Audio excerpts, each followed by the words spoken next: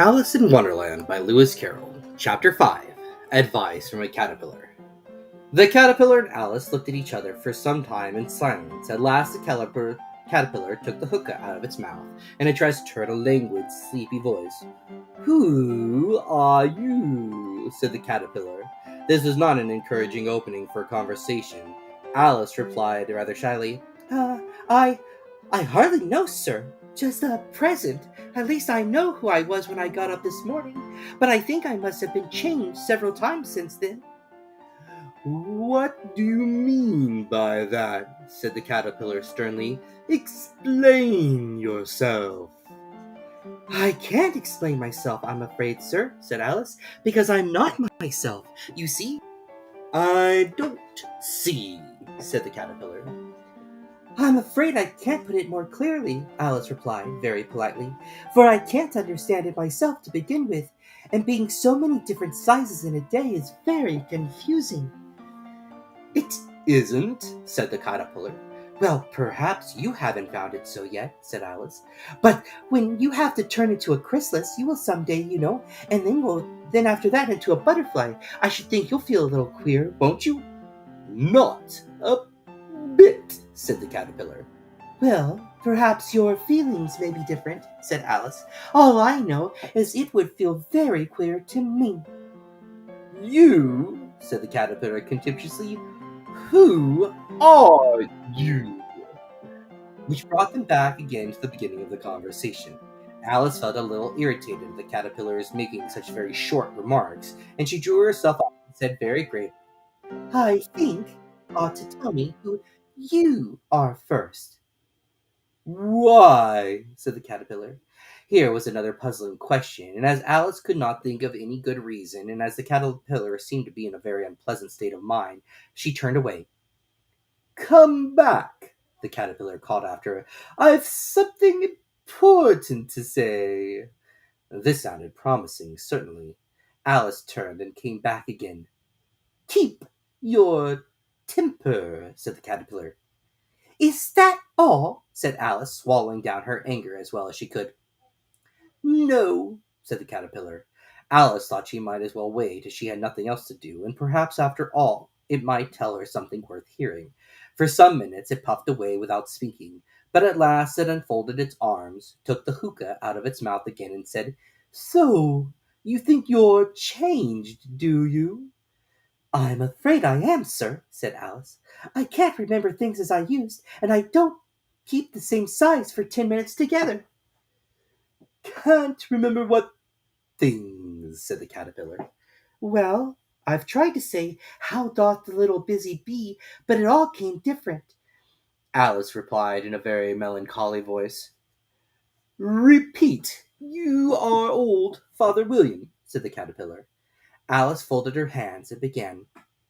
"You are old, Father William," the young man said, "and your hair has become very white, and yet you incessantly stand on your head.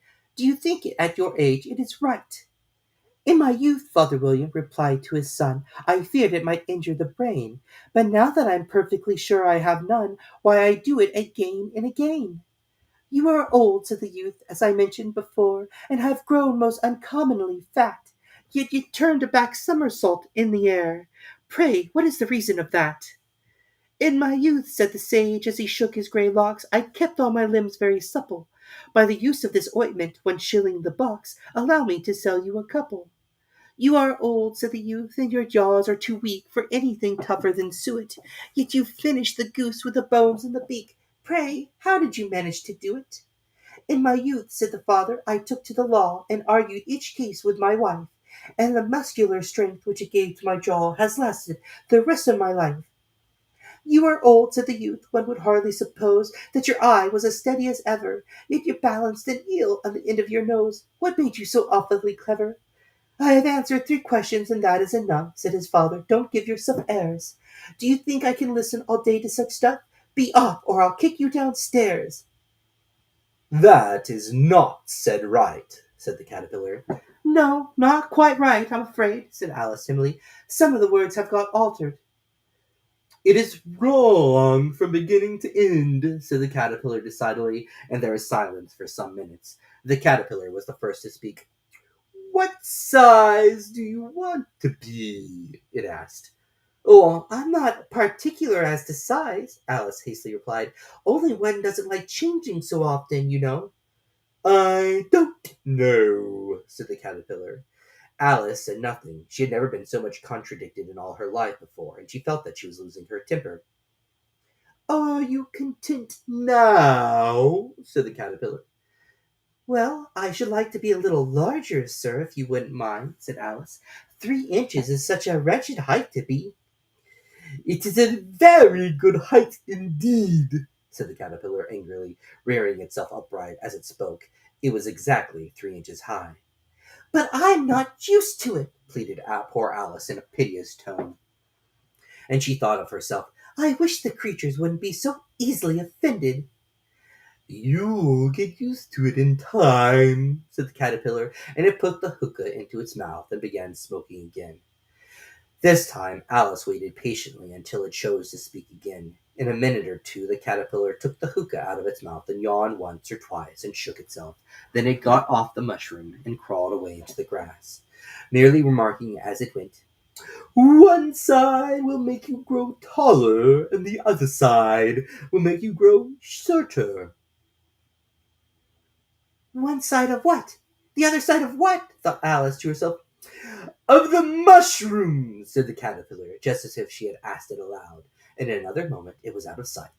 Alice remained looking thoughtfully at the mushroom for a minute, trying to make out which were the two sides of it, and as if it were perfectly round. She found this a very difficult question. However, at last she stretched her arms round it as far as she would go, and broke off a bit of the edge with each hand.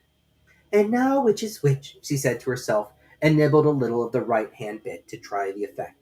The next moment she felt a violent blow underneath her chin. It had struck her foot. She was a good deal frightened by this very sudden change, but she felt that there was no time to be lost, as she was shrinking rapidly, so she set to work at once to eat some of the other bit. Her chin was pressed so closely against her foot that there was hardly room to open her mouth, but she did it at last, and she managed to swallow a morsel of the left-hand bit.